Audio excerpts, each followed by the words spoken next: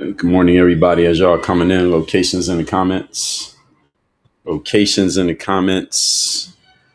Tell me where you are checking in from, and we will get to it momentarily. Are we good here? Good here? Good here? Good there? Good there? Locations in the comments. Tell me where you are checking in from. We are live on Rumble. Good morning. Live on YouTube. Good morning. Live on. Let me verify that we are live on X.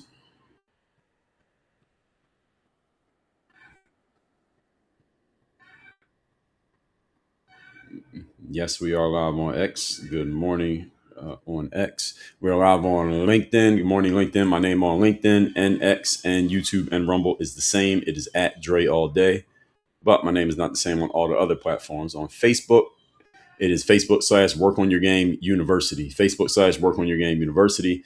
Instagram, at Dre Baldwin, and TikTok at Work on Your Game. So as y'all coming in, put your locations in the comments. I'll shout a few people out, then we get into the topic here today. Today's topic is Israel versus conservatives versus everybody.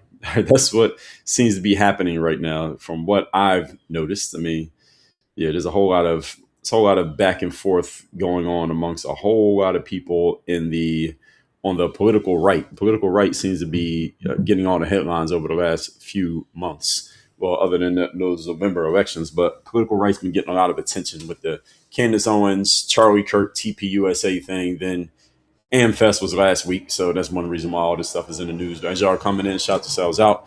Let's see what we got going here. For some reason, Rumble Studio is not surfacing my YouTube, not surfacing my pinned comment for YouTube. I think I can see the comments though if they come through. We'll see. KingWorks21 from Tuscaloosa, Alabama. Good morning.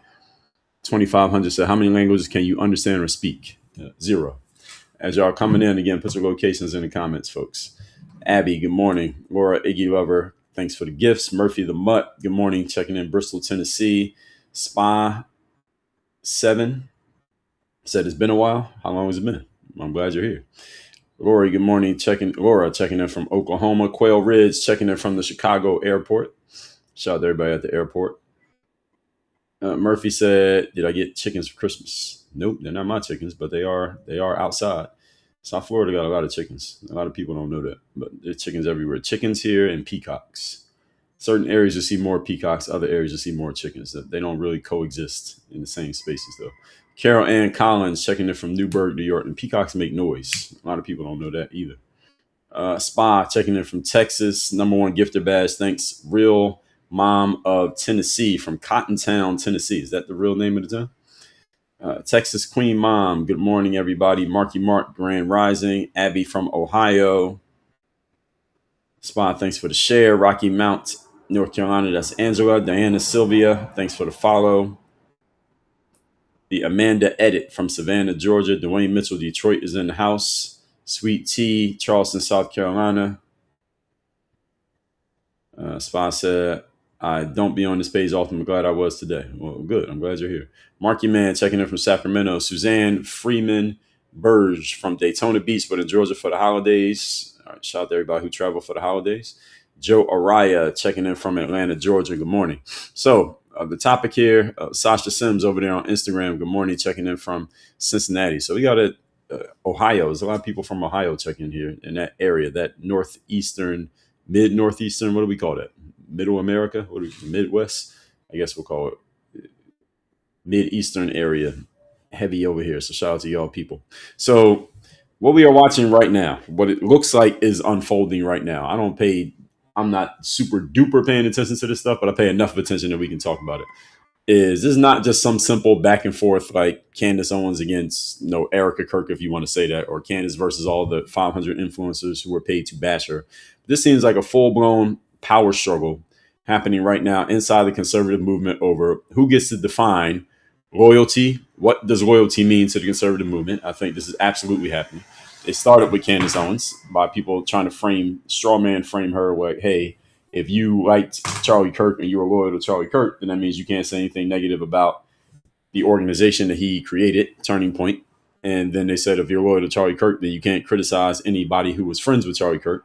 Then it was, if you're cool with Charlie Kirk, then you can't criticize his wife because that was his wife. These are all, again, those were controversies, but it seems like it's a power struggle right now over what loyalty means. People are expanding the definition of this term to mean anything this person who you liked ever breathed, anything they ever breathed on, you can't criticize that because the person you like breathed on it. I don't agree with that, but a lot of people are trying to define that. People are making big arguments about anti-Semitism. Basically, every Jewish person in the conservative movement is making an argument about what is anti-Semitic and what is not, led by Mr. Ben Shapiro. We'll talk about him in a second. And what is acceptable as dissent. So it's okay, many conservatives say, for conservatives to argue with each other over what's happening. But at the same time, they are bashing each other for arguing over certain things. And some people are saying, they're not all saying that. Some of them are saying, well, hey, look at the political left.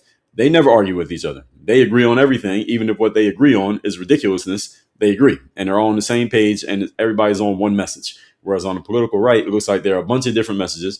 Everyone is not agreeing. People are going at each other very strong. And this may, some say, fracture the conservative movement when it comes to the midterms, when it comes to just overall long-term stability for the entity, and that it may help the political left get back political power, at which they will start to implement their ridiculous regime or ridiculous ideas. And these arguments there are different strong points you can make for each one of these arguments, and there are also weak points in each one of these arguments. We're going to go into some of those here today.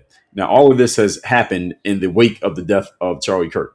I didn't know that Charlie Kirk was such a stabilizing force in the conservative movement until he died. He actually wasn't such a stabilizing force in the conservative movement. What he was a strong voice within the movement, and he would argue with people as well. But what happened is, after Charlie Kirk passed and Candace Owens came out attacking Turning Point and throwing out all the things she's been throwing out, her just asking questions campaign that she's been doing over the last almost 100 days, what's happened is a bunch of people started attacking Candace Owens. Then a bunch of people started defending Candace Owens. Then Candace was going at Turning Point USA, and some of the things that she's thrown out there have been proven to be true. Some of them people are pushing back and saying that they're not true. And it just started this whole infighting thing. And it's like an energy that spread through the conservative movement. This is what I believe happened, is that if you see a bunch of people arguing with each other and fighting with each other, then it subconsciously wakes up the spirit inside of you to argue and fight with people. And then more and more people just got involved because the spirit of, hey, everybody's fighting just infected everybody. And then all of a sudden people just found reason to fight. And I think this was ignited even further by Ben Shapiro's speech at the Turning Point USA event last week, where he, without mentioning anti-Semitism, accused a bunch of people of being anti-Semitic without even saying a word. He just found any person who has had anything to say about the state of Israel that he doesn't like, he found a way to criticize them. He found other reasons to criticize them without coming out with the real reason, which I personally am not a fan of. I don't like when people talk around things, and it felt like Ben Shapiro was talking around it, but maybe I'm reaching and saying that he was talking around it, but it seemed like he was. And now this informal authority structure that kept these tensions contained seems to not exist anymore. So you got a whole lot of, it's like a Royal Rumble happening within the political right now. Now, this conflict, the part that got my attention started with some comments from Mrs. Megyn Kelly. Many of you know Megyn Kelly. I listen to her show on a regular basis. She is when it comes to everyday news, just what's happening in the news, she is my source. So I listen to her show if I want to know what happened in the news that day. She's pretty good at that. Now, Megyn Kelly, what she did, she accused some pro-Israel conservatives, such as Ben Shapiro. We know he's pro-Israel. And Bari Weiss. I don't think she's not Israeli, I don't think. She's not Jewish. But she is heavily pro-Israel. We can agree to that. She's accused them of fueling backlash by enforcing these moral purity tests. And I think Ben Shapiro is very guilty of this. One of the knocks I put against Ben Shapiro is that he plays this moral purity card, that you are not allowed to criticize certain people in certain sides and in certain ways. And if you don't say things the way that he wants you to say them, then he tries to undermine all of your authority by making it seem like you should not have a platform, you should not get attention, you need to be completely condemned. And anybody who does not do the condemnation the way that he wants them to do it, he has a problem with you too. So one thing I can give him credit for is that at least the guy's clear where he stands. But one thing I criticize the man for is that he tries to play this, if you're not seeing things my way, then that means there's something fundamentally wrong with you as a person. And I don't agree with that. And Bari Weiss is not as strong on it as Ben. She does it in a little softer way, but she's doing a similar thing. Now, Megyn criticized both of them by saying that they're trying to enforce moral purity. And this escalated because the ADL got involved. Those of you who know what the ADL is the Anti-Defamation League. It's basically an organization that exists ostensibly to call out anything and anyone that happens to be going against any group, generally a, what do they call it? A historically marginalized group. Those who don't know what that means, let me translate into plain English. That means anybody other than white people. So the Anti-Defamation League exists to protect anyone other than straight white people if they see fit. That's what the ADL does. And ADL tends to put a lot of their attention, those of you who are not paying attention, they put a lot of their attention on defending the Jewish people in America in whatever ways they have to contort themselves in order to make this argument. This is what they do. So the ADL formally intervened. They accused Megyn Kelly of anti-Semitic victim blaming. And this now represents a broader ideological fault line between institutional gatekeepers, and the people who I've just mentioned, and populist critics, who I just mentioned, who speak for conservatism in the post-Charlie Kirk era. And I guess this is an era now. So this fight is really about power, enforcement, and legitimacy. It's not just about Israel, but Israel is a easy, let's just say, an easy talking point, easy subject to be used in this situation. Let me see if I can find that post that the ADL posted about Megyn Kelly, because Megyn Kelly responded to it. Let me see if I can just find Megyn Kelly's post so that y'all know what she said. She said, let's see, 9 hours ago, not that one, not that one, not that one. Here it is. So 2 days ago, the ADL said the following. They posted a little thread. There's 3 posts. I'm going to read what they wrote. So Megyn Kelly did an interview at Vanity Fair, and someone quoted her. She said the first thing on Ben Shapiro and Bari Weiss. She said they are making anti-Semites. Tucker is not making anti-Semites. They are. So what Megyn Kelly was alluding to here, you can read the full article yourself. It is on, where is this at? They had this new thing on X where they open the article within the article, and I don't like the way they have this set up because it's tricky. But anyway, I'm going to see if I can save it and read it. She is saying that Ben Shapiro and Bari Weiss have created this new frame as to what makes somebody anti-Semitic, and they have expanded it so much, the same way that people start calling things racist. You know, a few years ago when everybody just started calling everything racist, and anything that existed that didn't make a certain person feel good, they just called it racist, and people just expanded the definition of racism, and they started not identifying racism, but looking for it. So the same thing that black people were doing when it came to racism, Megyn Kelly is accusing Ben Shapiro, Bari Weiss, and many others, she just said them by name, of trying to turn things into anti-Semitism when it's actually not. And I agree with this. This is not a new thing. I posted this on X maybe 3 or 4 days ago that Jewish people go around looking for anti-Semitism the same way that black people go around looking for racism. And both groups are equally annoying because they both do it. I'm not saying every person. I'm black. So I'm not saying every black person. I'm not saying every Jewish person. But is this a thing? Yes, it is. Then she said on Bari Weiss, Bari in particular has made her career on the anti-cancel culture thing. Meanwhile, she has never been canceled. And she's basically supporting Ben's attempt to cancel me from the conservative movement of which she's not a part. No, so several things being said here. The Bari has always been don't cancel people, but she's never been canceled. Megyn Kelly is what she's alluding to there. Megyn Kelly has been essentially canceled in the past when she was in network TV, had to go away and came back. And she is supporting, Megyn says that Bari Weiss is supporting Ben Shapiro's attempt to cancel Megyn Kelly from the conservative movement. So Megyn believes that Ben Shapiro is trying to get Megyn Kelly completely excommunicated because if you remember his speech from AmFest, if you didn't see it, go watch it. He was basically saying that Megyn Kelly needs to be condemned because she won't condemn Candace Owens. Because Candace Owens has made it clear she does not stand with Israel. And then Megyn saying Bari Weiss is not even part of the conservative movement, but she's supporting someone who's trying to call the shots in the conservative movement, which Megyn obviously doesn't like. On Ben Shapiro, Megyn Kelly says the following. Ben is Israel first. That is not news. That's me editorializing. She said Ben is Israel first. Everybody knows that. He's always been that. Then she says, I'm sorry, but his behavior has proven that charge to be correct. I don't know why she's apologizing. I think Ben would agree with it. I don't think Ben would even say he's America first. I think he would agree with this. Y'all believe that? Do y'all think Ben Shapiro would agree that he's Israel first, or do you think he would push back and say he's America first? What do you think? Ben Shapiro is what first? What country? I know Ben is in America. I believe he is an American. I'm pretty sure he's an American citizen. I'm not sure where he was born. But what do y'all think? Do y'all think he's America first, or do you think he's Israel first? I think he's Israel first. But again, he may disagree with that, but I think he's Israel first. Now, Megan says, why would you divide the American conservative movement, which was gelling, which was becoming more cohesive for a moment after Charlie died, over Israel? This is what Megan says, that Ben Shapiro is dividing the conservative movement over the Israel argument. I cannot push back on that. I would say that she's right. I don't think she's wrong with that. And calling him out for it is now taking the thing that he's been doing. He's been doing this covertly for years. And now, and I see MLM says Israel first, and a bunch of you are saying Israel. And he's been doing this for years. He's always been this type of person. I don't see anything crazy about what she said here. And she's calling it out. Ben Shapiro probably doesn't want to be called out that way, because then if he is called out and exposed as not being America first, well, who are you to go stand in front of a audience of conservatives in America who are America first and tell them what to do?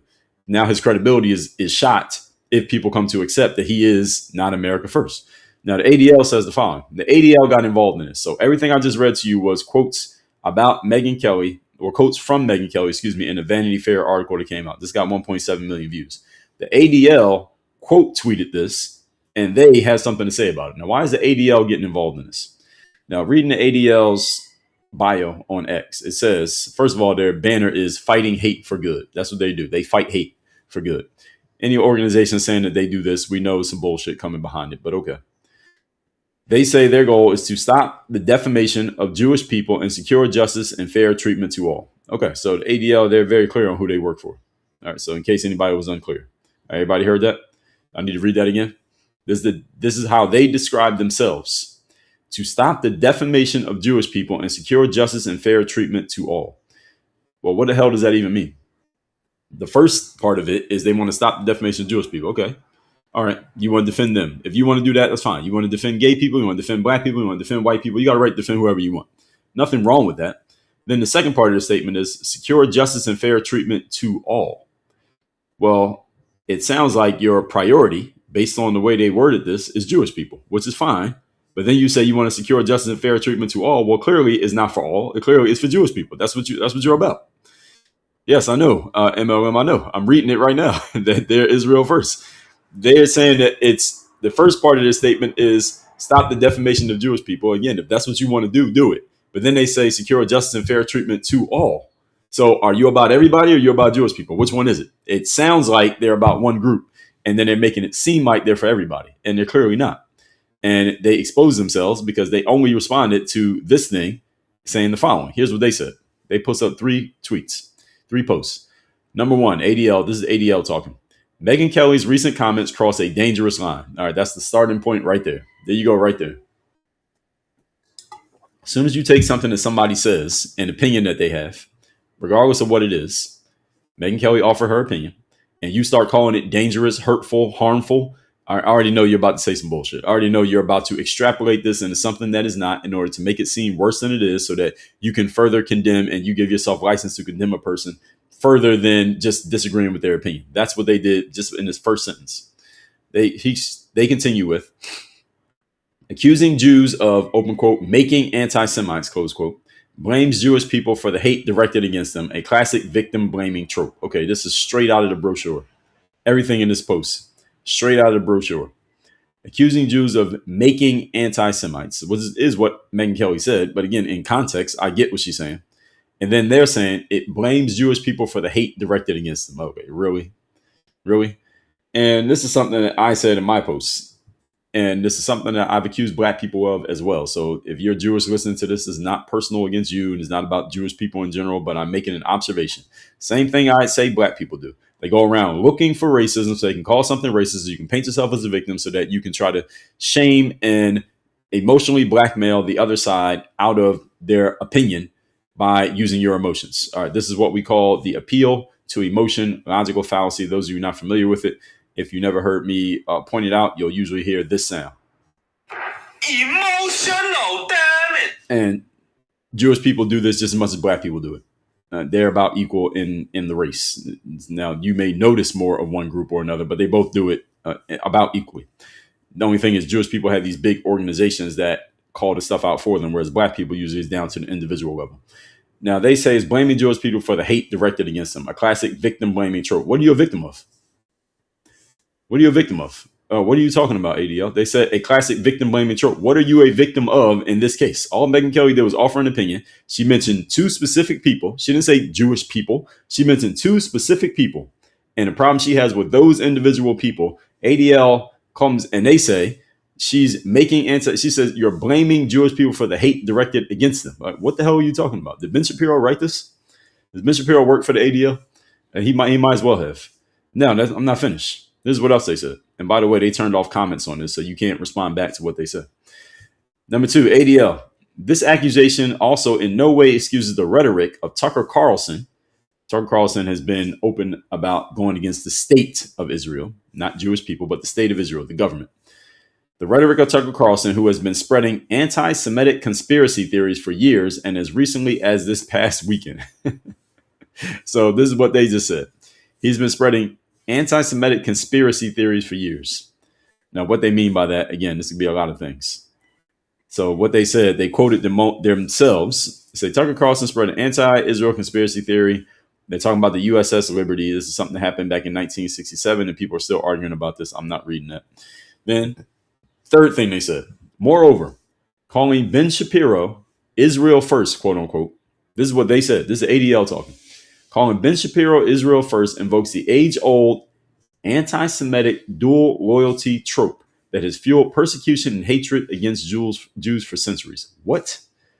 ADL, are you joking? Who wrote this? Who at the ADL wrote this? Calling Ben Shapiro Israel first is an insult. That's what it is. Now, I'm talking now. You're just insulting him. You're insulting him. You're critiquing him by saying he's Israel first while he pretends he's about America. That's an insult, and Ben Shapiro's a big boy. He can handle it. Now, he ain't really that big, but big boy being he's an adult. Now, they said this is an age-old anti-Semitic dual loyalty trope. That this is a trope to say that Ben Shapiro is not, to say that Ben Shapiro's Israel first is a dual loyalty trope. I don't think so. I think it's an accurate description of him. It's an accurate and fair criticism of him because he gets most excited when Israel comes up, not when America comes up. That's when he gets excited. We can look at the examples and the track record of Ben Shapiro for the last 10 years to verify this. So what the ADL is talking about here, again, that's why I said, did Ben Shapiro write this? I think he might have texted to them and then they just posted it. This is fueled. They say this trope has fueled persecution and hatred against Jews for centuries. I want y'all to notice what they did here. Notice how they conflated these things. So Megyn Kelly said Ben Shapiro's Israel first. That is just a garden variety political criticism. All right, people get criticized all the time in politics. Ben is in the game. Megyn Kelly's in the game. Donald Trump's in the game. These people criticize and get criticized all the time, every day. Now, Megyn Kelly saying that Ben Shapiro's Israel first. What the ADL says is that this is the same hate. This is the bridge right here. The same hate that has fueled the same trope that has fueled persecution and hatred against Jews for centuries. So now they're extrapolating this into centuries old persecution and hatred simply because she criticized this dude in a magazine. Y'all notice this? This is unacceptable, ADL. This is not acceptable. This is not acceptable fair play if we're going to be in a marketplace of ideas. In the marketplace of ideas, you share your ideas. Other people can criticize, attack your ideas. They can criticize and attack you. Ben Shapiro himself. Did y'all hear his speech at AmFest last week? How many of you heard his speech? Put yes or no if you heard it. It's about 20 minutes long. You can find it on X. You can find it on YouTube. It's everywhere. How many of you heard Ben Shapiro's speech at AmFest last week? Put yes or no if you heard it. Because Ben Shapiro, so I'm getting a yes, I get a no. And what about the rest of you? So Ben Shapiro went on stage at AmFest and he, by name, called out a bunch of people who he disagreed with. That's what he did. He called out Steve Bannon. He called out Tucker Carlson. He called out Candace Owens. He called out Megyn Kelly. I think those are the four people he called out. He called all those people out. All of them ended up, besides Candace, they all ended up speaking at the event right after him. And this is the marketplace of ideas. He had an idea. He had a belief. He had an opinion. He stated it, called people out by name on stage. All those people responded back to him. This is the marketplace of ideas and how it works. But now, to call him Israel first was a criticism. He said Megyn Kelly was cowardly. She said he's Israel first. What's the problem? Now, her saying that about him is The same thing that has fueled persecution and hatred against Jews for centuries. See, this is the game. They're playing this bait and switch game. And Ben Shapiro, I think, is pretty much in line with the ADL. You think Ben Shapiro and the ADL are cool? Or you think they got each other's number? What y'all think? You mean yes or no? Do you think Ben Shapiro has the ADL's phone number? That if he needs to reach them, he can get them on the phone in 2 minutes if he needed to. This is the game. So this is what Ben Shapiro does. And this is one thing I don't like about Ben Shapiro. His public persona, not him on a personal level. I don't know him personally. Is that he will come out and he will criticize as much as he wants with impunity, criticize people. Those same people will come back and criticize him. And then when they criticize him and they mention anything about his heritage or the country that he seems to support most, what he does and his friends, his peers, what they do is they go say, oh, you saying that. This is the same stuff that has fueled the persecution of us. We've been persecuted for centuries. We've been hated for centuries. You saying that is the same thing that people said as an excuse to hate us. And people are like, wait a minute, mofo, you the one who started this by criticizing me. Now I say something back about you. Now all of a sudden I'm fueling hatred and persecution of you. Like, no, that's bullshit. Megyn Kelly, to her credit, this is one thing I like Megyn Kelly. She called the ADL out on this nonsense. This is what Megyn Kelly said. This was on, when did she say this? Christmas Eve at about 5 o'clock. In the evening. She said, nice try, but these labels don't work anymore. Yes, she should point that out. The ADL has defamed itself. Also true. Instead of attacking me, they should listen to me, her opinion, or keep on keeping on and create more enemies. Okay, so Megyn Kelly's trying to give a bridge to them. Megyn Kelly is actually being nice here, as far as I'm concerned. She's trying to lend them a bridge to where they can stop doing what they're doing. But I agree with her that the ADL just saying this is like they're exposing themselves as, okay, we're just looking for anybody saying anything we don't like about Jewish people. We're going to go attack you. And we're hiding behind the name of we're this big organization that's doing is not just one person having an opinion. See, if one person has an opinion, then those people who are involved in the opinion have to argue in a marketplace of ideas, which is the way it's supposed to be. But if you have an opinion and the ADL frames it as if you're attacking an entire group of people just for who they are, now they've moved the conversation to a different room. And of course, as I already said, as I explained to you all, if you didn't catch it, they turned off the comments so nobody could reply to them. That tells you a lot as far as I'm concerned. I think it tells you a lot they turned off the comments because they don't want to deal with the backlash in the marketplace of ideas of what they just said because they know what they said is some bullshit. Now, again, that's just my theory. That is not an absolute proven fact. Now, let me introduce myself for those who don't know me. My name is Dre Baldwin. Many know me as Dre all day, former 9-year pro athlete, author of a few books. I run this company called Work on Your Game Incorporated. Our job here is to help you install systems of discipline that guarantee execution and producing results. You learn more about me and working with me by texting me at the number in my bio. My number is 305-384-6894. So number again, 305-384-6894. Send a text with the word live in there. You can get more information about me. Now, Megyn Kelly's argument resonates with what many conservatives believe because what she's articulating is frustration with this ideological enforcement rather than just having a conversation on the merits. The merits of the argument, which is a lot of people are criticizing the current administration, Trump's administration, and saying, you guys seem to be in bed with another country. You guys seem to be focusing on and prioritizing another country over ours. Even Turning Point USA. You guys can pick speakers. You can have the speakers come in any order you like. The very first speaker you had after the CEO of the company is this guy who clearly looks like he is prioritizing another country, not ours. And anybody who has a problem with that country's prioritization, he's going to attack them and make it seem like that their problem that was wrong with them is that they're not going along with TPUSA and the conservative movement when what he's really not saying, because if he said it, he would expose himself, is that they're not going along with Israel.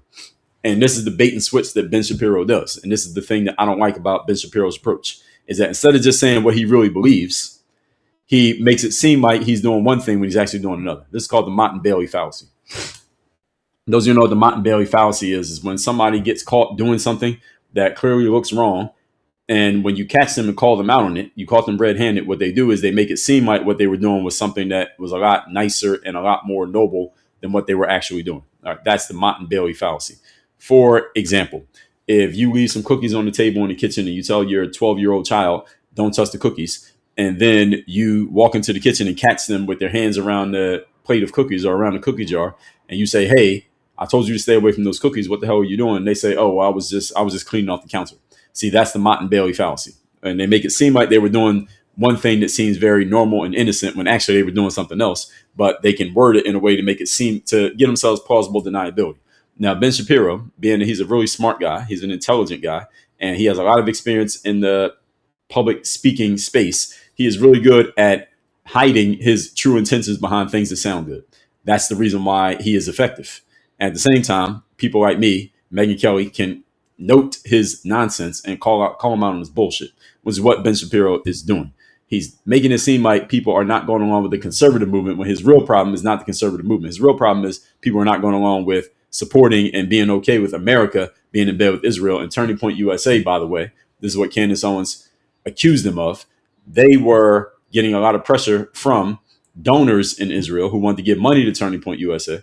And those of you who don't understand how that world works, when you give a ton of money you give a ton of money to a organization like Turning Point, they make all their money from donations. When you give a ton of money to that organization, you get a lot of say. You get say in how they do things, what they do, when they do it, why, and where they do it.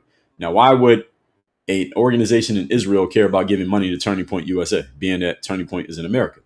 It's because if an organization in Israel, let's say I ran an organization and I was Jewish and Israeli, and I give money to Turning Point USA, let's say I give them $10 million or whatever would be a lot of money to them. Now, when I call them, they answer. When I want them to do something, they do it. If I want them to not do something, they won't do it. I have influence with their organization. Now, the question is, why the hell do I care about having influence with this organization? Why them? Because Turning Point USA is the biggest conservative organization damn near in the United States right now, other than the actual RNC itself.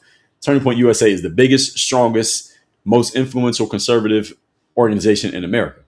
And if I want that conservative organization to preach certain messages about us to their people, because they got the ears of a whole lot of people, then I'm just going to give them money and basically buy their compliance. That's what I'm going to do. I'm going to buy their compliance with my money. And it's all a charitable donation. This is what Candace Owens theorized, or she is even going as far as to assert. This is not a theory. She's asserted that they were already giving money to Turning Point USA. For those who don't know, Turning Point USA was already receiving money from Israel, but it's not a bad thing. It doesn't make them wrong. Candace Owens says that Charlie Kirk was starting to, this is the reason why Candace and Charlie started to not be friends as much anymore, because Candace made it very clear several years ago, I'm not riding with what the state of Israel is doing. And she started openly criticizing the state of Israel. That's how she got fired from the Daily Wire, why Ben Shapiro really doesn't like her. And a lot of people on the political right don't like her because of that. It's not because of this Charlie Kirk thing. Charlie Kirk thing is play. That's surface level stuff that people are criticizing her for. What they really don't like about Candace Owens is that she's been criticizing Israel for the last several years. So in case any of you thought it's because of her podcast and the Charlie Kirk thing and the Egyptian planes, and no. That's not the real, nobody cares about that. What they care about is that they don't like her. They're just looking for an excuse. That Charlie Kirk thing is an excuse. And this is the reason why her and Charlie their relationship was strained over the last several years, because Charlie Kirk was running TPUSA, building up TPUSA, and TPUSA gets a lot of their money from over there. Candace was dissing that country over there. So Charlie Kirk and Candace couldn't stand next to each other. Candace understood, I can't stand next to him because I'm dissing the country he's getting money from. And Charlie Kirk understood, well, as long as I'm getting money from them, I can't have Candace in the fold. I can't have her coming around. I maybe be able to get her in every now and then, but I can't have her next to me all the time, because even though she's very good, Candace Owens is a great debater in the position of working with Turning Point USA. She'd be a very valuable tool because, first of all, she's female. Secondly, she's black. And third, she's conservative. That would be very useful to Turning Point USA. But they couldn't use her because she was dissing Israel. And Israel was giving a lot of money to Turning Point USA.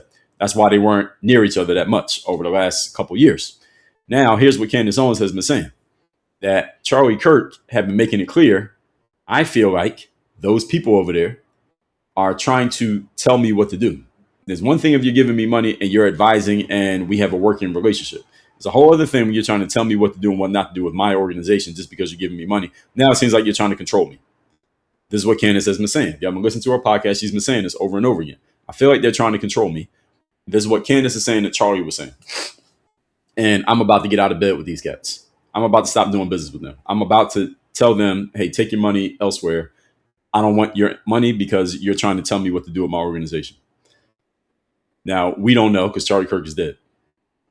The people over at Turning Point USA who are still there, they have made it clear since Charlie's death that there will be no anti-Israel talk. We are with them. They're with us. They're on our side. The argument that Candace had, the theory Candace threw out there, is that a lot of people at Turning Point wanted, there was like this argument happening within the organization. That Charlie's like, I don't want to deal with these folks anymore because they're trying to control my organization and tell me what to do. I'm not with that. Whereas the other people in the organization, the other people in the higher ups, not as high as Charlie, but up there, they were saying, Charlie, there's a lot of money, bro. All right, we got to take this money because this will help us do a whole lot of things. And mind you, when the organization makes money, they make money. So they're like, Charlie, we got to take this money. We can't turn down all this money just over that. And Charlie, apparently, according to Candace Owens, he cared more about his independence and being able to do what he wanted to do rather than being told what to do because somebody else was controlling him with dollars. Whereas his teammates said, we don't care if we get controlled with dollars. They didn't say that, but we're okay with being controlled with dollars because there's a lot of dollars. In other words, they wanted to sell out to Israel where Charlie Kirk did not want to sell out to Israel. And this is why they were putting pressure on Charlie to sell out to Israel. He didn't want to do it. And this is one of the many working theories Candace has been throwing around that is the reason why he lost his life. That he was not wanting to sell out for the dollars and everybody else in the organization was okay with selling out for the dollars. And since Charlie was putting his foot down saying, we're not doing it and this is my organization and the buck stops with me, they realized, okay, we got to get rid of Charlie in order to get these dollars. This is what Candace has been saying. And she hasn't said it as clearly as I just explained it, but that's what she's been saying for the last 3 months. Any of you who didn't catch it. So what makes it all crazy is that AmFest is the big event that Turning Point does every year. Now, who's the number one speaker that they bring in? You know who the number one speaker is. He's the first person who spoke after the CEO speaks. Who was the number one speaker? Everybody know who it was? Who was the number one speaker that spoke right after Erica Kirk at AmFest? We've been talking about the person all day. This is not a trick question. It's Ben Shapiro. Now, who is Ben Shapiro about? Ben Shapiro, again, as Megyn Kelly has asserted, he is Israel first. The same entity that's been trying to control Turning Point USA with their dollars. The first speaker that Turning Point brings on the stage after Charlie Kirk dies is Ben Shapiro. Y'all noticing how all these dots connect? And I said this last week. I said it about Ben Shapiro's speech, the actual context of his speech, because in the content of his speech, he dissed Candace Owens, which gives Candace Owens the right to respond back to him on her show, which she did last week, last time she put an episode up, whenever that was. Also, more fuel to the fire for Candace Owens. This is more evidence, supporting evidence that Candace Owens is accurate in what she's been saying, at least in this part, is that Charlie Kirk was not messing with, he didn't want to mess with Israel anymore. Now he's dead. First person they bring on the stage is a guy who messes with Israel all day, Ben Shapiro. Y'all catching this? So all that happened over the last week and a half has actually supported everything that Candace Owens has been saying. It didn't hurt it. It supported it. This makes her argument even stronger. Everything that she's been saying has been proofed with the things that have happened, as far as I see. Now, again, did Turning Point come out and actually say any of these things? Of course not. Did Ben Shapiro say it? Of course he did. They can't say it. But this is a very strong evidence to support everything that she's been saying. And now Ben Shapiro is talking as if, hey, everything that I'm saying here, if you listen to his speech, and all of you should go listen to it, his speech is framed as if I'm speaking for the conservative movement in America, when that's not really what he's speaking for. Since many of you said you believe he's Israel first, all his speech sounds like he's talking about conservatives, but he's really not. What he's talking about is, here are all the people I don't like, and all the people he doesn't like, guess who they are? Steve Bannon, Tucker Carlson, Megyn Kelly, Candace Owens. Guess what they all got in common? They all been saying the same thing. Why is America and why is the conservative movement acting like we need to be focusing on Israel? Everybody he dissed has the same thing in common. They all got one thing in common. They all been saying the same thing. Why are we in bed with this country when we need to be focusing on us? And allegedly, according to Candace, this is what Charlie was starting to think this way. He wasn't always there. He was starting to get there. He was starting to get on the same side as Steve, Tucker, Megyn, Candace. But then September 10th happened and he's dead. Y'all catching it? So when you listen to Candace, now you understand. Now, Ben Shapiro's position frames Megyn Kelly's language as crossing into anti-Semitic. I say this is nonsense. I don't like when black people do this. I don't like when gay people do it. I don't like when Jewish people do it. Don't do this. Argue on the merits. If somebody has a challenge with you, if somebody has a challenge of you or criticism of you, then deal with the criticism as it is. Don't try to move it into another space so that you can beat them emotionally and play the moral high ground card. If a black person gets criticized by a white person, doesn't mean that the white person is racist. If a Jewish person gets criticized by a non-Jewish person, doesn't mean that the non-Jewish person is anti-Semitic. They're just criticizing you. So if I criticize Ben Shapiro, does that make me anti-Semitic? No, it means I'm criticizing what he said. And I can criticize what you said. I can criticize you as a person. He did it to Megyn Kelly. He called Megyn Kelly cowardly after he was on her show, on her tour, like a month ago. Now he gets on stage and calls her a coward when he never called her. He never reached out to her and said, Megyn, look, I'm going to call you a coward on stage because you did this, this, and this. Megyn Kelly said that. He said he could have called me and told me that if he had a problem. You were just on my tour at my event. I offered you my stage and you were on there. You took it. You lied on stage about what Candace Owens said, that she said Erica Kirk got Charlie murdered. She didn't say that. And then you didn't apologize for that. And then you get on this stage and diss me without calling me.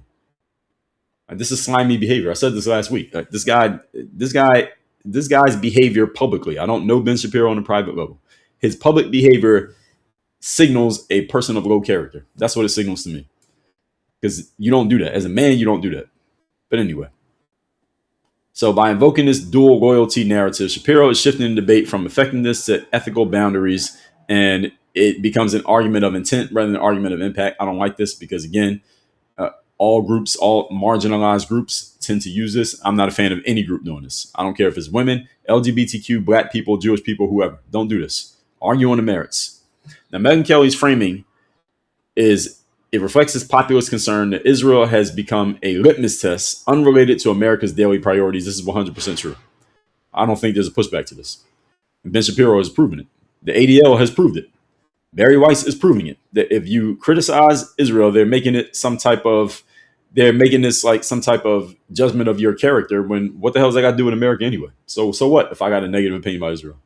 They ain't America. What election are they running in? So what does it matter? So this appeals to voters who feel foreign policy debates are crowding out domestic concerns. And yeah, this is the issue. And this is an issue that even the Republican Party period has going into the 2026 midterms that I think the Democrats are going to use against them. Democrats can use this argument like, hey, you notice that these guys on the other side, all they are talking about is other countries and what's going on with other countries and how we feel about other countries. Well, what about the fact that you can't pay your bills and you can't buy diapers for your kid and you're not sure how you're going to pay rent next month? They're focusing on what somebody has to say about another country. What the hell they got to do with you? That will appeal to voters. And this is why the Republican Party has a problem. Now, Shapiro argues that downplaying Israel's centrality ignores a real and rising threat of anti-Semitism that requires firm boundaries, not rhetorical flexibility. I say this is all bollocks, bullshit. Who cares? Who cares about what he's calling, he says, a rising threat of anti-Semitism? So every marginalized group is dealing with a rising threat of whatever they think is going against them. So black people is a rising threat of racism. With the rainbow flag is a rising threat of homophobia. And with women is a rising threat of misogyny. Every group has this. Why is their fear of this rising thing all of a sudden? So why is this the priority? Ben Shapiro, I don't think he can answer that question. So this language standard that he's trying to put in place, they say it can normalize hostility that escalates when unchecked. I say sticks and stones, man. Sticks and stones. People are allowed to say what they want. That's why we have the First Amendment, free speech. People can say what they want. They can hate you if they want to. They can defame you if they want, not in a legal sense, but actually they can. You can sue them. But people can hate you if they want to hate you. They have a right, and they got a right to let the world know that they hate you if they want to. And you can't stop them. That's what free speech is. Now, Ben Shapiro mentioned that during his speech, but then he went and hedged by saying, well, yeah, it's free speech, but no but. That's it, period. Now, the backlash against Shapiro's stance shows a growing resistance to this moral enforcement within conservative media. Well, there is a growing resistance. The problem is, and this is TPUSA's problem, is that they headline this guy. They frontlined with Ben Shapiro. This is a problem for Turning Point USA. They frontlined with Ben Shapiro, whereas a bunch of people in the conservative movement are like, wait a minute. This is the guy y'all frontlining with? Like, he doesn't represent the interests of what this organization is supposedly about. And what I saw a lot of people saying after AmFest last week was a lot of conservative known people were saying, well, there were a lot of good things happening there, and we weren't paying as much attention to the back and forth and the beefing and the dissing and the criticisms. Okay, maybe that's true, but at the same time, we can't act like it's not happening.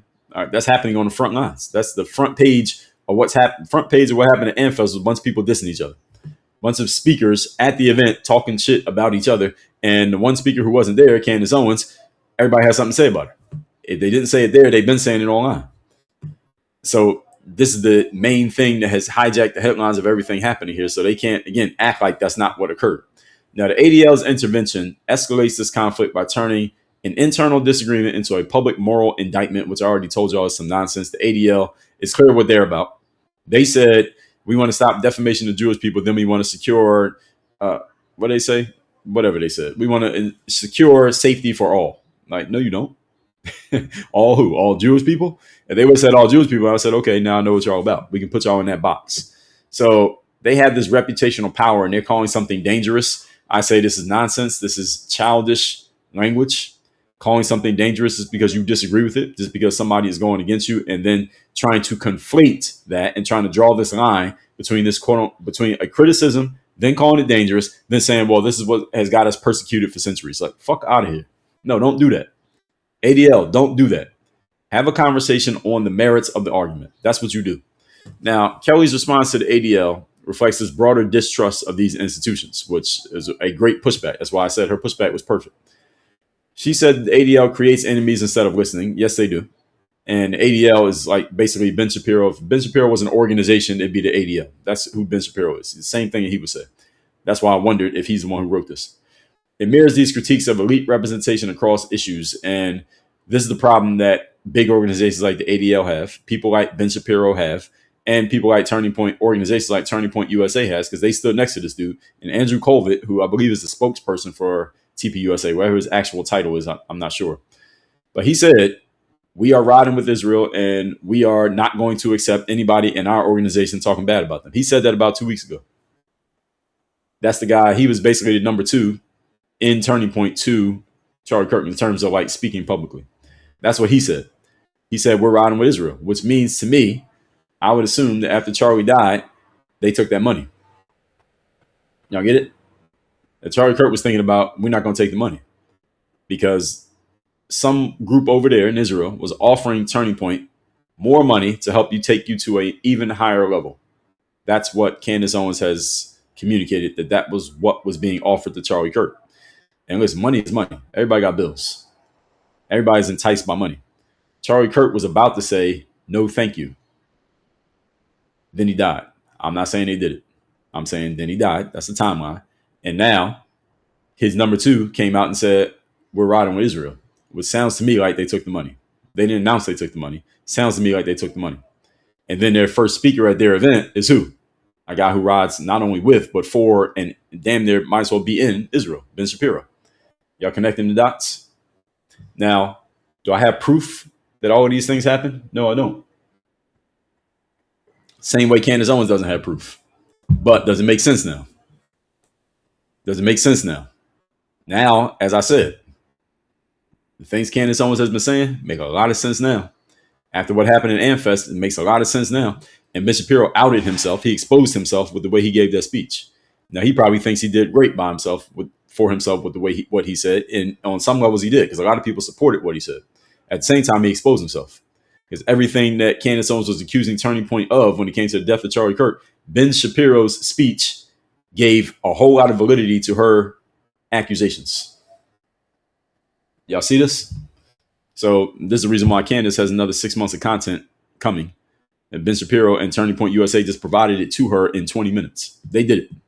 Now, the ADL's framing positions Kelly's comments as contributing to real world harm. I say this is complete nonsense. This is some elementary school, preschool bullshit to say that this is contributing to real world harm. No, it's not.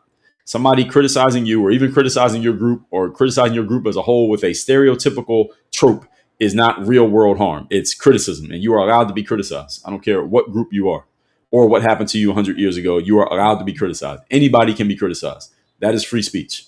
Now, Charlie Kirk's absence is a critical factor amongst many other reasons, because he had previously served as a mediator who would absorb the pressure from all sides. And Charlie Kirk would go at people too as well. But if he was alive, none of this would not have happened the way it happened. It would not be going this way. It would be happening, but not this way if Charlie Kirk was around. Now, Turning Point USA is now run by a woman, Erica Kirk. Here's the criticism I've had in general, not of Erica Kirk herself, but with when you put a woman in a leadership position, especially replacing a man who was in a leadership position, is that women tend to be more emotional than men. Women tend to be more empathetic than men. Women tend to draw soft lines instead of hard lines when it comes to disputes and parameters and rules. Now, with Erica Kirk in charge, putting Ben Shapiro front line signals that this is the direction that Turning Point USA is going. And Andrew Kovacs' comment confirms it. This is an issue for Turning Point USA moving forward, because who's going to draw the line with Ben Shapiro and everything else happening in that organization if indeed Candace was right? Imagine the horror. Candace might have been right that Israel decides they're going to tell Turning Point USA how it goes. Here's what you got to do. Here's what you can say. Here's what you can't say. In exchange for these dollars, we're going to tell you what to do. And again, if it starts looking like that, well, guess who's going to have a ton of content? Not me. Candace Owens. Now, disputes that once were backstage are now happening publicly. Again, I think what happened at AmFest is reflective of female leadership replacing male leadership. Because Charlie Kirk would have got everybody to the side and said, okay, look, if you feel this way, look, you can go this far, but don't go that far, not on my stage. And he would have did it with everybody. Actually, he would have did it with Ben Shapiro, and the rest of it wouldn't happen because everybody else was just responding to what Ben said about them. They didn't diss him, he dissed them, and they responded back. I don't think that would have happened under Charlie. I'm not saying there wouldn't be conflict. I'm saying it wouldn't happen like that. You put a woman in charge, you got this power vacuum. It feels like there's a power vacuum right now. Is Erica Kirk a powerful, capable leader? We don't know. We haven't seen her do anything yet.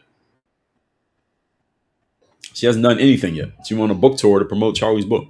She told Candace Owens to stop. Candace Owens didn't stop. So I don't know. Is she a powerful, capable leader? So far, the scoreboard says no. If there's a boxing match, she lost the first 2 rounds, 9-10. That's the way I see it. What do y'all think? Now, invoking Charlie's legacy has become this rhetorical weapon, as I've said this like 20 times. Ben Shapiro went and did the same thing. They're using Charlie's legacy and the fact that I was cool with Charlie or I stood with Charlie. Now people are arguing over who was more friends with Charlie, who was around, who wasn't around, who was in a circle, who wasn't in a circle with Charlie Kirk. Whoever can say they stood with Charlie Kirk, they're using his image, name, image, and likeness as a shield for their own opinions. So Ben Shapiro is like, I was cool with Charlie Kirk. Therefore, you can't diss me because you wouldn't diss Charlie Kirk. That's bullshit. No, I'm dissing you. I'm not dissing Charlie Kirk. It's like if you're friends with Mike and I like Mike, that doesn't mean I can't not like you. Doesn't mean I gotta like you because I like Mike. Now we might both like Mike, but I don't like you. So I can still diss you. So people trying to use Charlie Kirk as a shield. I don't like this. They're using his image as a human shield for their own opinions. And Ben Shapiro ain't the only one. There's a whole bunch of people doing this. He's just the one that's drew the attention of what we're talking about here today. Now, the conflict is supposed to split between coalition building conservatism and boundary enforcing conservatism. So one side wants to maximize numbers and tolerance for disagreement. I agree with this. While the other prioritizes ideological clarity, even if it shrinks the tent. I understand both sides of the argument. I say the bottom line needs to be what helps the conservative movement in the United States of America if your organization is about the conservative movement in the United States of America. What is the mission statement of Turning Point USA? Let's see if we can find out. Let's find out the mission statement of Turning Point USA. Any of you know what it is? See if we can find Turning Point USA home. So their website says, Charlie's vision, America's future, the fight continues. So it's just a picture of Charlie Kirk, who died in September. Let's see if we can find what this organization says themselves that they're about. And that's what we want to know. What does Turning Point say about Turning Point? So about us. Let's go to the About Us page. We are committed to identifying, educating, training, and organizing students to promote freedom. That's what Turning Point is about. So they're about young people in the conservative movement. So they focus on specifically students. So Turning Point USA is a 501c3 nonprofit founded in 2012 by Charlie Kirk. Organization's mission, here it is, everybody. Identify, educate, train, and organize students to promote the principles of fiscal responsibility, free markets, and limited government. There it is, right off Turning Point USA's website, right here. Identify, educate, train, and organize students to promote the principles of fiscal responsibility, free markets, and limited government. That's what Turning Point USA is about. So the what we do, I already told y'all about their beliefs. They have a list of beliefs here. And what's this? Our mission. I just told you what it is. And they got a bunch of other things here on their website. Y'all can read this on your own time. They got a bunch of people in their organization whose names we don't know. So the issue with Turning Point USA, being that their whole thing is educating students about, first of all, limited government was one of the things that they said. Well, the state of Israel is its own government. They have nothing to do with the United States of America. Now, Turning Point's website does not say United States of America in their defense. But at the same time, I'm assuming that's what they mean. I don't know. They left that part ambiguous. Now, this fracture risks creating parallel conservative ecosystems that no longer meaningfully engage with each other. This could be a problem, especially 2026. If the 2026 midterms don't come out right for the political right, then all of this stuff that I'm talking about now will be examined further in detail by other people. They'll finally come to realize that this is the issue instead of the current excuses that they're making. Current excuses are Ben Shapiro's excuse, and those who agree with Ben Shapiro, their excuse is, well, you folks are not doing what we want you to do. Therefore, you're the ones causing the problems in the conservative movement. Ben Shapiro came out and did a speech. You think about what he did. He came out and gave a speech dissing other conservative leaders and saying that they're wrong because they're not agreeing with him. But then his supporters came out and said, well, those folks that he dissed, they're the ones causing the rift in the conservative movement. That doesn't make any sense. That's backwards. That's the Mott and Bailey fallacy again. Ben Shapiro came out and made it into a conflict, and then he accused the people who responded to him of causing conflict. Circular reasoning. So you go and diss somebody, and then when they respond back to you, you accuse them of being aggressive. Like, dude, you started it. You started this whole thing. It's like in preschool. One kid hits the other kid, and then when the kid hits you back, you go crying to the teacher like, he hit me. Like, wait a minute, you hit him first. What are we talking about here? So this is what Ben Shapiro was doing. And if the Republicans lose badly in the 2026 midterms, which if the midterms were today, they would lose badly, then they're going to blame it on, you get the Ben Shapiro side blaming it on the people he dissed. And then you're going to get the influencers blaming Candace Owens, when actually it's none of that. It's the fact that it looks like people on the political right, specifically the current Trump administration, seems to be putting a little bit too much emphasis on another country rather than on the people here in this country. And whether it is materially provable or not is irrelevant. Because remember what politics is about, folks. It's about optics and framing. And the optics right now of the political right is that Trump seems to be focused on something other than the people in America. And the optics of TPUSA seems to be, they seem to be focused on, let's collect as much money as we can from people who will give it to us, regardless of what their priorities are. That's what it looks like. Now, again, whether that's materially true or not is completely irrelevant. But let's get into the comments. So over on, let's see what we got. I didn't see anything on here. I don't see anything on there. No. Over on Instagram, Jari said you missed the hoop game stuff. Well, it's still up there. Go look it up on YouTube. All the videos are still there. I never took them down. So I'm reading the comments from the oldest to the newest, folks. We'll do this for about 10 to 20 minutes, then we'll wrap this up. Let's see. Where were we? Glow, good morning. TT, thanks for the follow. Sophie the Cat, thanks for the repost. Venom said, everyone is really obsessed with the Jays. I wouldn't call it obsessed. I'd say that's the topic here today. Amy K say he stated he would vote Go BB. He ran for president of the United States. That's Israel first. Yeah. Well, good thing BB can't run. He might win. Suzanne said, read what he actually said. Well, who actually said? Ben Shapiro? Go watch the speech. Benham said, how come Tucker and Megan didn't mention the Christians in Nigeria? Well, can you mention every single thing happening in the world in 15 minutes? Why did they have to mention the Christians in Nigeria? AmFest is literally called America Fest. It's about America. Nigeria is not in America. That's another reason why. So what does that have to do with anything? Lou, thanks for the share. Spy said they really work the songs they sing in words. What do you mean? Mia, good morning. Good to see you. Barbie said Ben Shapiro didn't help TPU, in my opinion, not a good look. Well, I think he did. I think he's connected to the people who gave him that bag. I think they just wanted the bag, and they got the bag. I'm pretty sure with that. Pretty sure of that, rather. My text number, by the way, 305-384-6894. Make sure you text me so you're in my text community. Text the word live, Live. Bruce Bellamy, thanks for the share. Kristen Lowe, thank you for the follow. Spot said, putting America where we belong, focusing on our people first. Yeah, which is what Trump ran on, but a lot of people have been criticizing his administration and saying that they're not doing it.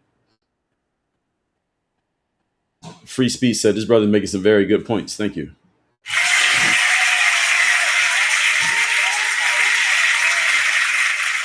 Rocket Top said they have the ears of many while losing the ears of many. I agree. Leah, thank you for pinning that phone number up there. Suzanne said, thank you for reading what people said and stop the lies about what was said. Well, the video, Ben Shapiro gave a speech, so I didn't read his speech, but everybody could go watch his speech. Megyn Kelly has an article in Vanity Fair. Those were quotes pulled from the article, and sometimes those can be pulled out of context. The ADL stuff, I just read their posts because it wasn't that long. Pretty like the sun, thanks for the follow. But all of you should always get the complete information. Barbie said Charlie was questioning a lot of things. Yes, this is what Candace has repeatedly been saying, and TPUSA has kind of been mum on refuting that. Free Speech said, now it makes sense as to why he was assassinated. Again, this is just a theory. We can't say it's 100% for sure, and we'll probably never know, but it makes everything that Candace said make a whole lot of sense, which is what I explained. Aaron, thanks for the follow. Justin Macaluso, thanks for the follow. Barbie said, number one speaker is Ben Elf on the Shelf Shapiro. Yeah, Elf on the Shelf. That's a good way to describe him. Well, he's on the stage now. Sold by Misty. Good morning. Archetype said Josh Hammer is calling for Candace to self-admit to an asylum. Well, of course he is. I never heard Josh Hammer talk, but then I heard him talk and he reminded me of Ben Shapiro. Sounds just like him. He kind of looks like him too, in terms of physical stature, not his facial features. Spy said an Turning Point name ain't theirs anymore. What does that mean? Rocket Top said he can't argue on the merits because there are none. Well, he believes there are. And Ben Shapiro is very good with words. The guy's a very good debater. He's very good with debate and verbiage. So he can make something sound one way. The problem, Ben Shapiro's weakness is that he gets emotional when the topic is Israel or Jewish people. And that emotion can be used against him. That's how I can see through his nonsense, because his emotion gets involved in it. One thing that's good about Candace Owens is that she has not exposed, if she has one, she hasn't exposed her emotional weak spot. Ben Shapiro's emotional weak spot, he wears it on his sleeve. That's his overall weakness. And that's what people are using against him. The same way he uses it as a strength, it gets used as a weakness. Violet Wolf, thanks for the follow. Always Sexy T5, thanks for the follow. Barbie said, I agree. Democrats are going to use what's happening to their advantage. Of course they are. They might not have to do much. Dave Gregory said, facts. When you ban speech, it breeds resentment. Yes, was what Ben Shapiro is trying to do. That's the problem I have with it. Ashley Matt, good morning. Anna's Ocean, thanks for the follow. Free Speech, appreciate you. Regina said, Erica's Mossad, she was playing it from the beginning. Some people have been saying that. I don't know enough about her. I never noticed her existence till Charlie was dead. So I don't know enough about her. I need to hear her talk more so I can get a better read on her. I haven't heard her talk enough. Nick Vance, thanks for the share. Free Speech, I appreciate it. Suzanne said, I'm a woman, but you're absolutely right in most cases. Well, the things I said about just the difference between women and men fundamentally are true. That doesn't mean a woman can't lead at all, but you notice the difference in an organization when you switch from male leadership to female leadership. And I think it showed at AmFest, but we'll see. Maybe that was just an aberration. I want to hear Erica Kirk talk more, and I want to hear her talk when they're not asking her the same questions about Candace Owens and what do you feel about people being happy that Charlie got shot and Charlie's book. Those are the only things she's been asked about so far. I want to hear her when she's being interviewed, just talking about what she's doing in running an organization, and they move past everything else. They get out of the emotional stuff and just get into logically, what are you doing and where's this organization going? I want to hear her on that point. She has not said a single word in that frame yet. Lynn said, I have know who you are, like listening until go misogynistic. I'm not quite understanding what you're saying there. I need better grammar in your sentence. Candy, thank you for the you're awesome. Barbie said Ben Shapiro sounded emotional during his rant. Well, Ben Shapiro only rants when he's emotional. When he's just normally speaking, he makes cogent points. But his rant came because he's emotional because of the subject. And his Ocean, thank you. Bonnie Marble Bowie, thanks for the follow. Barbie said Erica did and has been losing popular support. Well, it depends on what you mean by popular support. I mean, it did have a lot of people at Anfest. Candy said, I'm not a chauvinist, but the difference between men and women and leadership. Of course there is. Marine said, college students are getting brainwashed by the liberals. Well, that's the reason why Charlie Kirk did what he did. And it said, bringing Nikki on indicated a big shift in direction. Erica didn't waste any time. I'm not sure about that one, Anna. I'm not sure Nicki Minaj means anything. Nicki Minaj means the same thing for conservatives that Cardi B and Megan Thee Stallion meant for Democrats, which is pretty much nothing. They both were just getting used for a little bit of attention. Marine said the white liberals are pushing their homosexualities. Well, that's not new.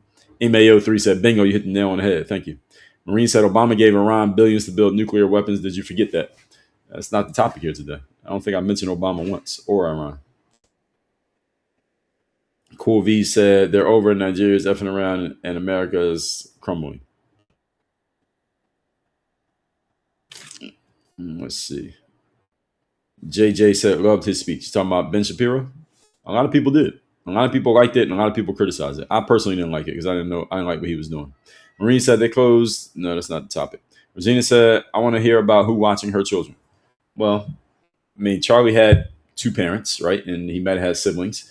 Erica has two parents, so she might have siblings. So Erica running a business does not mean nobody's watching her kids. I mean, there are mothers out there who go to work every day. So I've been hearing a lot of people say that about Erica Kirk, but is she the first mother to have a career? Why are people saying that? As if it's impossible. She's not the first mother who had a full-time job at the same time as having kids. So there are grandparents, there are babysitters, there are au pairs, there are nannies. I mean, there's preschool? I mean, why are people acting like this is some rare thing? Seems pretty normal to me. Okay, so we got through all the comments here, folks. So letting all of you know that as of today, as of the end of this live, these live streams that you all have been listening to are over. This is the last one that I'm doing in this format, in this way. I am still out there. I am personally not disappearing. The Work on Your Game Masterclass, which comes out on Apple and Spotify every day. Let me show y'all where that's at. So let me show you what it looks like. Work on Your Game Masterclass, Apple and Spotify. Where is it? Here it is. It looks like this. This is the Apple version. It's called Work on Your Game. Comes out every single day. Today's episode was number 3,513. So I've been doing this one longer than I've been doing these. 3,513 episodes. It is here on Apple and Spotify. Comes out every day. My last two episodes were 29 minutes and 22 minutes. So if y'all want to get in something that you control the timing of it and is a lot shorter, then you can get that. That is my evergreen stuff that I talk about when it comes to business, personal, and professional development. That will be every day still on Apple and Spotify. If you like to reach me directly, the best way is not through a DM. Best way is through my text message number. The number is in my profile. Number is 305-384-6894. Of course, my main business is Work on Your Game Incorporated, where we have our Work on Your Game University. That's my coaching and consulting wing. We have our books. We have Power Presence Mastermind, Power Presence Protocol happening over there. But these lives where we do the current event stuff, this is ending as of today. It is a wrap. This is the last one. So I appreciate everybody who has been here, but that's it. That is all. It is over. Text me at my number. Again, 305-384-6894. Any of you want to reach me directly, that is where I will be. And you'll see me in the Work on Your Game Masterclass. Everybody have a great Friday. We are out of here. Happy New Year.